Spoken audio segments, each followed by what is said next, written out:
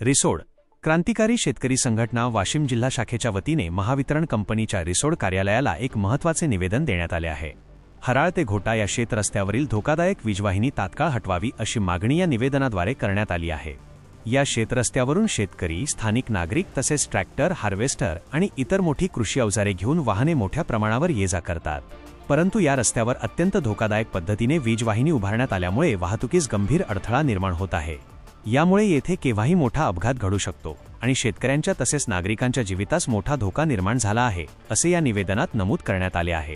महावितरण प्रशासनाने या जागेची तात्काळ पाहणी करून ही वीजवाहिनी इतरत्र योग्य ठिकाणी स्थलांतरित करावी आणि रस्ता मोकळा करावा अशी मागणी संघटनेने केली आहे।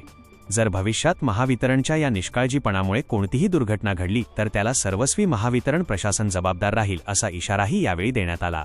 या निवेदनाच्या प्रती महावितरणचे मुख्य अभियंता, अधीक्षक अभियंता आणि उपकार्यकारी अभियंता यांच्यासह इतर संबंधित वरिष्ठ अधिकाऱ्यांना पाठवण्यात आल्या आहेत।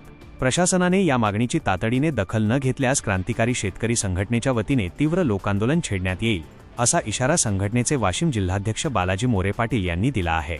निवेदन देतेवेळी क्रांतिकारी शेतकरी संघटनेचे वाशिम जिल्हाध्यक्ष बालाजी मोरे पाटील, बुलढाणा जिल्हाध्यक्ष डॉक्टर ज्ञानेश्वर टाले, पंजाब मोरे, राम बाजड यांच्यासह इतर पदाधिकारी आणि शेतकरी उपस्थित होते। अशा नवनवीन बातम्यासाठी चॅनलला सबस्क्राइब करा आणि पाहत रहा MH न्यूज मराठी।